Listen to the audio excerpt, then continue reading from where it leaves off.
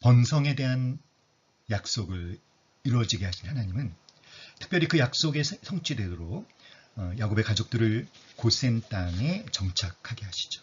하나님은 고센 땅을 예비해 두셨습니다.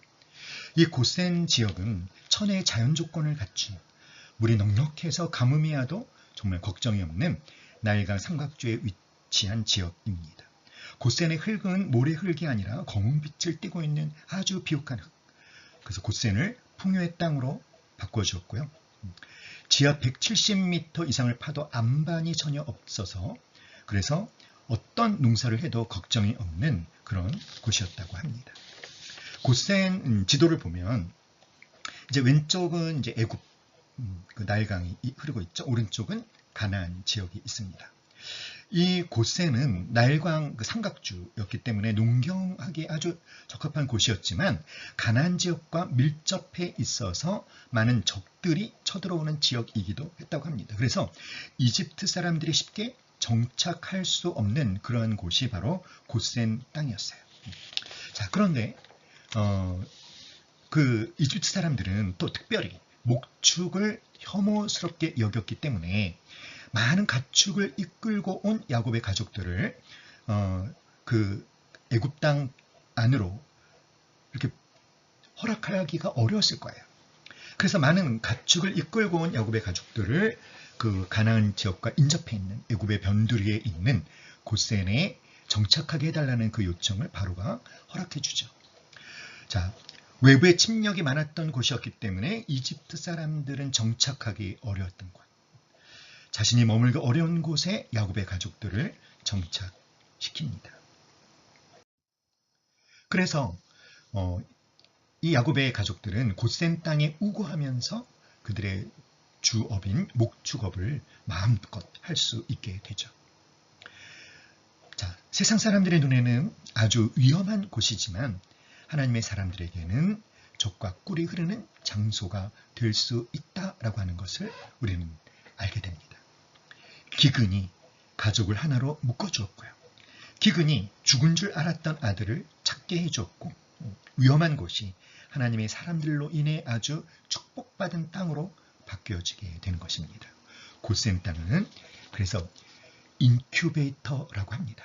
70명, 400년 동안 200만 명으로 폭발적인 인구 성장을 할 수 있었던 인큐베이터 역할을 한 장소가 바로 고센 땅이었습니다. 하나님은 얼마나 세심한 분이신지 몰라요. 요셉을 먼저 보내셨고 그리고 일찌감치 고센 땅을 예비하시고 하나님이 예비하신 곳에 거하게 하셔서 하나님의 약속을 반드시 이루어지게 하시는 하나님이심을 우리는 다시 한번 깨닫게 되는 것 같습니다. 이 하나님을 정말 저와 여러분이 경험해야만 되겠죠? 경험하리라고 믿습니다. 아멘.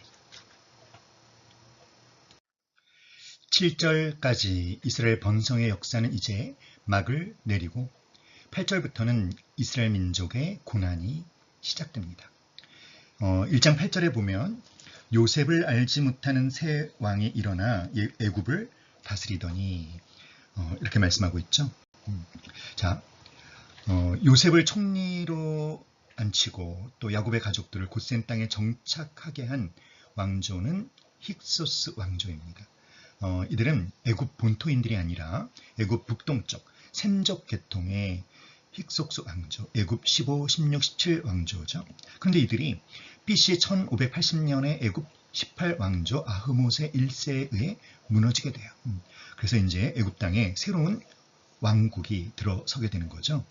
고려가 끝나고 조선이 시작되는 것처럼. 자, 18왕조는요. 순수한 애굽 본토인들입니다. 요셉의 모든 업적을 말살하고 토착 왕조의 지배를 확장했던 바로 그런 왕조가 바로 18왕조인데 8절에 나오는 요셉을 알지 못하는 새 왕은 이 18왕조의 세 번째 왕인 투트모세 1세를 말하는 것입니다. 자, 요셉을 알지 못하는 새 왕이 바로 18왕조 가운데 세 번째 왕인 투트모스 1세라고 말씀을 드렸죠. 이 투트모스 1세는 아주 강력한 탄압 정책을 펼쳤습니다. 히브리인들이 감당하기 어려울 정도의 무거운 노동을 시켰고 심지어 새로 태어나는 히브리 사내아이들을 나일강에 던져 모조리 죽이라는 민족 말살 정책까지 강행하였습니다. 바로 이런 때 모세가 태어난 것이죠. 자, 모세를 나일강에서 발견하고 모세를 건진 모세의 바로의 공주가 하첵수트 공주입니다.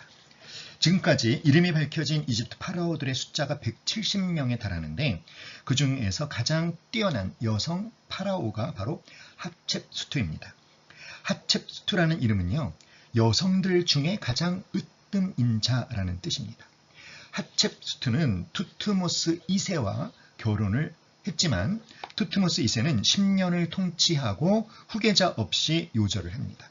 그래서 투트모스 2세가 양자 삼은 투트모스 3세가 왕위를 계승받습니다. 하지만 투트모스 3세가 왕위를 계승받을 때 나이가 불과 10살밖에 안 되는 어린 나이였기 때문에 카리스마가 있고 왕위 계승에 절대적 영향력을 지닌 하첵수트가 섭정을 하게 되죠. 훗날 하첵수트는 자신이 왕의 자리에 올라서 22년 동안 애굽을 통치합니다.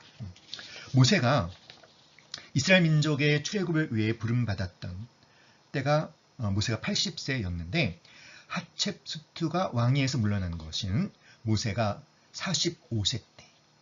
그러니까 여러분, 모세가 40세 때 그 형제 이스라엘 자손 돌아볼 생각이 나므로 자기 민족을 괴롭히던 애굽인을 쳐 죽였죠. 그 때문에 모세가 살인자가 돼서 광야로 도망하게 되지 않습니까?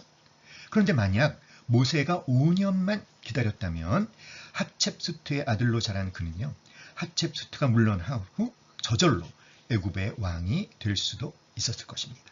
자연히 하첵수트의 양자였던 투트모스 3세와 모세는 왕위를 사이에 둔 경쟁 관계였을 거예요. 그래서 투트모스 3세는 모세가 애굽 사람을 죽였다는 이야기를 듣고 모세를 죽이려고 합니다. 투트모스 3세 후에 아멘호텝 2세가 왕의 자리에 오르게 되는데 바로 이 아멘호텝 2세가 출애굽 전에 있었던 10가지 재앙을 모두 겪은 왕입니다. 마지막 10번째 재앙에서 이 아멘호텝 2세는 장자를 잃어버리게 되는 것이죠. 이렇게 애굽 왕들과 모세의 관계를 살펴보았어요. 그러니까 모세는 우리가 나중에도 보겠지만 그가 자기 동족 히브리 민족들을 위해서 일어나기 위해서 모세가 포기한 것은 무엇입니까? 왕자로 살고 있었으면서 당연히 조금만 기다리면 5년만 기다리면 애굽의 왕이 될 수도 있는 그 모든 영광을 버리고 민족을 위해서 일어섰던 모세. 그러나 그 모세에 하나님은 실패하게 만들어 버리셨죠. 왜 그렇게 하셨을까요? 우리가 또 나중에 배우게 될 것입니다. 자, 이 투트모스 1세의 탄압 정책에 대해서 좀 자세히 살펴볼까요? 자, 탄압 정책을 펼치게 된 이유는 무엇입니까? 그것은 두려움 때문이죠. 어떤 두려움? 그들이 쿠데타라도 일으킬지 모른다라고 하는 두려움 때문이었어요. 우리 9절, 10절을 보면 그가 그 백성에게 이르되 이 백성 이스라엘 자손이 우리보다 많고 강하도다. 자, 우리가 그들에게 대하여 지혜롭게 하자. 두렵건대 그들이 더 많게 되면 전쟁이 일어날 때에 우리 대적과 합하여 우리와 싸우고 이 땅에서 나갈까 하노라 하고. 그러니까 자, 그들의 대적이 전쟁을 일으킬 때 이 이스라엘이 그들과 연합해서 자신들을 무너뜨릴지도 모른다. 그것을 두려워한 것입니다. 그래서 자, 탄압 정책을 펼치게 됐죠. 내용과 의도는 무엇입니까? 내용은 강제 노동이었어요. 비돔성과 람셋을 건축하게 하죠. 의도는 뭡니까? 그들의 인구가 증가하는 것을 억제하기 위한 그들이 생각해낸 지혜로운 정책이었습니다. 11절 읽어볼까요? 감독들을 그들 위에 세우고 그들에게 무거운 짐을 지워 괴롭게 하여 그들에게 바로를 위하여 국고성 비돔과 람셋을 건축하게 하니라. 자, 그러나 결과는 어땠습니까? 참으로 놀랍고 이상하게도 학대를 받을수록 더욱 퍼져나갔다. 12절이죠. 그러나 학대를 받을수록 더욱 번성하여 퍼져나가니. 참 이상한 것이죠. 인구 증가를 억제시키기 위해서 강제 노동을 시키고 막 탄압을 하는데도 이상하게 그렇게 학대를 받을수록 번성하고 더 퍼져 나가는 것이었습니다. 그래서 어떻게 했어요? 근심해서 더 가혹한 강제 노동을 시킵니다. 12절 그런 학대를 받을수록 더 번성하여 퍼져나가니 애굽 사람이 이스라엘 자손으로 말미암아 근심하여 이스라엘 자손에게 이를 엄하게 시켜 어려운 노동으로 그들의 생활을 괴롭게 하니 곧 흙 이기기와 벽돌 굽기와 농사의 여러 가지 일이라 그 시키는 일이 모두 엄하였더라. 우리는 이스라엘 백성들이 이 9절로 14절에서 얼마나 끔찍한 강제 노동과 억압과 탄압과 고생을 받고 있었는지를 자세히 기억해야 됩니다. 왜냐하면 하나님이 그들에게 은혜를 베푸셔서 그들을 애굽으로부터 건져주셨는데 그들이 애굽에서 건짐받기 전에, 애굽에서 구원받기 전에 얼마나 그들이 끔찍한 고통 가운데 있었는지, 끔찍한 탄압과 억압 가운데 있었는지 이걸 알아야 돼요. 왜냐하면 그래야 하나님이 그들에게 베푸신 은혜에 대한 감격이 제대로 그 감격으로 느껴질 수 있는 것이죠. 마찬가지로 사랑하는 여러분, 저와 여러분도 하나님의 은혜로 구원받기 전에 얼마나 끔찍한 죄에 억압받는 고난 속에, 고통 속에 있었는지를 알아야 하나님이 우리에게 베풀어 주신 은혜에 대한 감격을 제대로 느낄 수 있는 것입니다. 자, 이 부분에서 우리가 주목하고 묵상해야 될 것은, 우리가 얻어야 될 교훈은 무엇일까요? 그것은 은혜라고 하는 것은 우리 주변의 환경이 형통하고 편안해지는 것이 아니라 비록 더욱 힘들고 고통스러워도 그것을 능히 이기게 하시는 것이라는 것. 이것이 하나님이 우리에게 베풀어 주시는 은혜의 본질이라는 것입니다. 학대를 받을수록 어떻게 됐다고요? 더욱 번성하여 퍼져나갔다. 바로의 이스라엘 민족 말살 정책은 비록 지혜로운 정책이었을지 모릅니다. 그렇지만 여러분, 이 세상 지혜는 하나님께는 미련한 것이에요. 하나님께서 말씀하셨죠. 고린도전서 1장 19절에서 내가 지혜 있는 자들의 지혜를 멸하고 총명한 자들의 총명을 폐하리라. 사랑하는 여러분, 우리가 기독교 역사를 살펴보면 극심한 시련의 때는, 극심한 고난의 때는요, 하나님의 백성들에게 언제나 축복의 시절이 되었습니다. 핍박의 불이 맹렬히 타오를수록 하나님 백성들의 믿음은 또한 더 강렬하게 불타올랐습니다. 여러분, 고난은 우리를 하나님께로 더욱 가까이 나아가게 합니다. 시편 119편 67절에서 고난당하기 전에는 내가 그릇 행하였더니 이제는 주의 말씀을 지키나이다. 우리는 고난을 당할수록 더욱 주님 앞에 가까이 나아가게 되고 주님의 은혜와 주님의 지혜 안에서 우리의 믿음은 더욱 성장하게 됩니다. 오늘 우리가 방금 읽은 이 본문은 세상 세력의 탄압과 학대가 결코 하나님의 놀라운 은혜를 이길 수 없다는 사실을 말해주고 있습니다. 하나님의 은혜는 마치 새벽의 어둠을 뚫고 솟아오르는 해와 같아서 어둠이 깊으면 깊을수록, 고난이 깊으면 깊을수록 그 하나님의 은혜는 더욱 강해진다는 것을 보여주고 있습니다.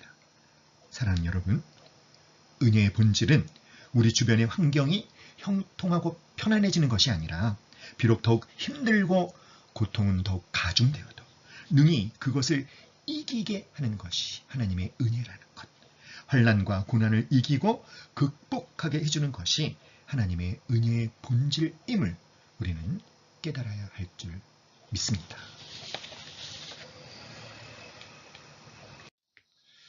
우리는 질서와 흐름을 따라 살아야 하지만 그러나 꼭 거슬러야 할 신앙적으로 위험하고 의롭지 못한 질서와 흐름에 대해서는 참된 신앙인이라면 자신이 처한 상황과 처지에 상관없이 옳은 일을 위해 용기를 낼 수 있어야 합니다.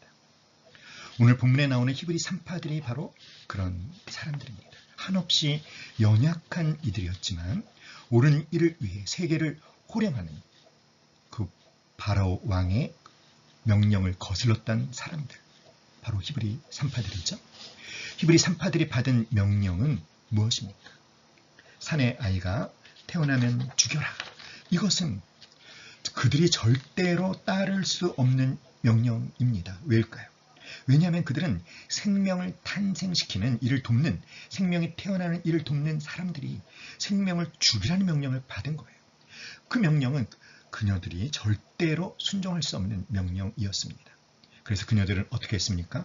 바로의 명령을 정면으로 거슬렀습니다. 목숨을 건 역행이 시작된 것이었죠. 자, 그러면 그들이 그 명령을 어긴 이유가 무엇입니까? 목숨을 걸고 바로의 명령을 거역한 그것은 생명을 죽이는 것은 절대로 허용할 수 없었기 때문이었기도 하지만 성경은 뭐라고 말합니까? 17절, 21절 한번 찾아볼까요? 17절에 보시면 그러나 산파들이 하나님을 두려워하여 애굽 왕의 명령을 어기고 남자 아기들을 살렸다. 하나님을 두려워했기 때문에. 21절에도 보면 그 산파들은 하나님을 경외하였으므로. 그들이 목숨을 걸고 바로의 명령을 어긴 이유는 하나님을 두려워했기 때문에, 하나님을 경외하였기 때문에. 자, 그러나 그들은 여지없이 바로에게 끌려갔어요. 바로에게 추궁을 당합니다. 18절에 애굽 왕이 산파를 불러 그들에게 이르되 너희가 어찌하여 이같이 남자 아기들을 살렸느냐. 자, 이 바로의 추궁에 히브리 산파들은 뭐라고 대답했을까요? 그들이 대답하기를, 산파가 바로에게 대답하여 이르되 대답하되 히브리 여인은 애굽 여인과 같지 아니하고 건장하여 산파가 그들에게 이르기 전에 해산하였더이다 하매. 우리가 가기 전에 아이들을 그냥 아기를 숨풍숨풍 놔버릴 정도로 히브리 여인들은 건장하다라고 했어요. 어떻게 보면 말 같지도 않은 변명인데 더 놀라운 게 무엇입니까? 이 변명을 바로 왕이 수긍했다는 거예요. 어떻게 그것을 알 수 있습니까? 히브리 산파들을 죽이지 않았다는 거죠. 이 압제자 바로가 이 히브리 산파들의 이 대답을 그대로 받아들여줬다는 것, 여러분 어떻게 생각하십니까? 하나님께서 간섭하지 않고는 도무지 일어날 수 없는 일이 일어난 것이죠. 하나님을 두려워해서, 진짜 두려워해야 할 하나님을 두려워해서 바로의 명령을 어기고 히브리 남자 아이들을 살려준 히브리 산파들을 하나님 기뻐하셨어요. 그래서 그들을 어떻게 하셨습니까? 흥왕케 하셨습니다. 그러나 그 이후의 상황은 어떻게 되었을까요? 이제 산의 아이가 태어나면 아예 어떻게 버려라? 나일강에 던져버려라. 이제 이스라엘 민족의 상황은 최악으로 치닫고 있는 것 같습니다. 자, 우리가 이 본문에 나오는 히브리 산파들의 모습을 통해서 우리가 받아야 되는 도전과 교훈은 무엇입니까?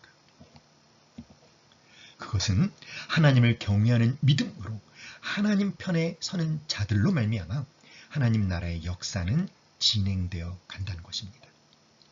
여러분, 히브리 산파들이 목숨을 걸고 바로의 명령을 거역한 이유를 뭐라고 말씀하고 있습니까? 하나님을 두려워했기 때문에, 하나님을 경외하였기 때문에. 히브리 산파들의 두려움은 어떤 그들의 불확실한 미래에 대한 두려움이 아니었습니다. 초자연적인 현상에 대한 공포가 아니었어요. 그것은 단지 무엇이었습니까? 하나님을 경외하는 믿음이었습니다. 무모한 한 거로 보일지도 모르나 하나님을 경외하는 자를 하나님도 지켜주십니다. 어떻게 보면 말 같지도 않은 변명을 바로로 하여금 수긍하게 만들어 주셨고, 그리고 은혜를 베푸셔서 그들의 집안을 흥왕케 해 주셨어요. 사랑하는 여러분, 우리가 진정한 하나님을 경외하는 믿음이 있다면 때로는 하나님이 원하시지 않는, 하나님이 기뻐하시지 않는 그런 일들에 대해서 히브리 산파처럼 우리의 모든 것을 걸고 저항하고 거슬러가는 그런 결단, 그런 행동을 해야 될 줄 믿습니다.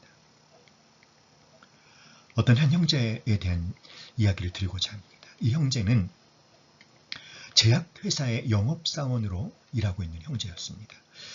그 형제의 부인은 서울대학병원 응급실의 간호사였어요. 그들이 결혼해서 신혼살림을 차리고 이제 그 자매는 아기를 임신하고 있었습니다. 참 모든 것이 행복할 것만 같은 이 형제가 그런데 직장에서 느끼는 갈등이 있었어요. 그 갈등은 무엇이었냐면 제약회사 영업사원으로 일하고 있는 그에게 가장 어려운 일이 병원과 의사들을 상대로 영업을 하는 것이었습니다. 술과 적대 문화, 그 적대 문화에 점점 죄책감이 들기 시작했어요. 술로 시작해서 여성 적대 도우미까지 이어지는 그 영업이 그의 신앙 양심에 꺼리꼈습니다. 그래서 그는 회사를 그만둬야 할지 말아야 할지 고민하고 있었습니다. 목사님을 찾아가서 상담을 했더니 그 목사님이 그에게 술과 유흥접대를 하지 않고도 영업에 성공한 몇몇 분들의 예를 소개해 줬습니다. 그랬더니 정말 기뻐하며 돌아가서 자신만의 방법으로 영업을 하기 시작했습니다. 직장 상사가 알면 문제가 될 소지가 많았지만 자신만의 방법대로 영업을 잘 해나갔어요. 그래서 자신이 발명한 영업 방법을 목사님에게 자랑하기도 했다고 합니다. 어떤 때는 그 영업 실적을 위해 기도해달라고 부탁도 했습니다. 다행히 매월 실적이 평균 수준 이상이 되어서 상사도 그 영업 방법에 대해 눈치채지 못했다고 합니다. 그러던 어느 날 아주 놀라운 일이 일어났습니다. 그 일은 사내 회식 자리에서 생겼어요. 영업 상무와 함께 하는 회식이라 말단 직원인 그가 빠질 수도 없는 일이었습니다. 회식 자리에서 어떻게든 술을 먹지 않으려고 애를 썼지만 상무가 직접 수고했다고 따라주는 술을 거절할 수 없었습니다. 처음에 자신은 모태신앙이고 크리스찬이라고 술을 마시지 않는다고 말했습니다. 그랬더니 상무가 술 먹지 않으면 내일부터 회사 나오지 마 라며 화를 내기 시작했습니다. 그는 그런 상황에 잔을 받지 않을 수 없어서 억지로 술잔을 들었어요. 그리고는 상무에게 이렇게 말했습니다. 상무님, 저는 사실 상무님이 두렵습니다. 이 술을 먹지 않으면 실직을 하게 되는 것도 두렵습니다. 그렇지만 저는 하나님이 더 두렵습니다.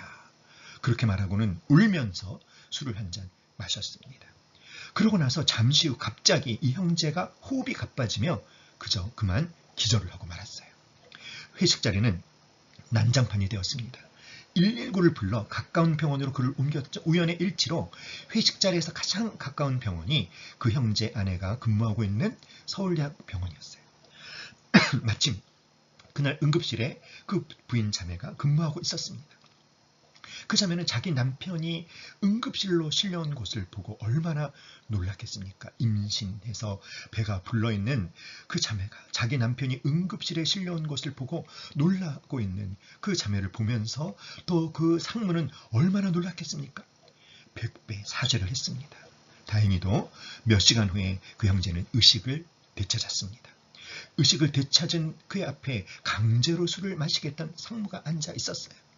불신자였던 상무, 그 형제에게 이렇게 말했다고 합니다. 네가 실려오는 동안 내내 하나님께 기도했어. 너만 살려주시면 내가 교회 나가겠다고. 정말 미안해.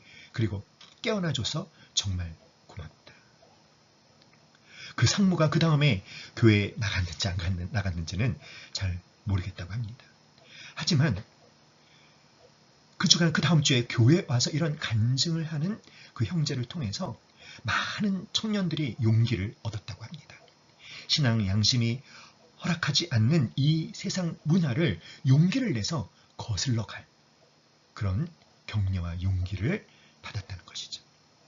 사랑하는 여러분, 우리는 때로는 하나님이 기뻐하시지 않는 이 세상의 질서와 흐름에 대해서는 담대히 실직할 각오를 하고 용기를 내는 그런 행동을 할 필요가 있다는 생각이 듭니다.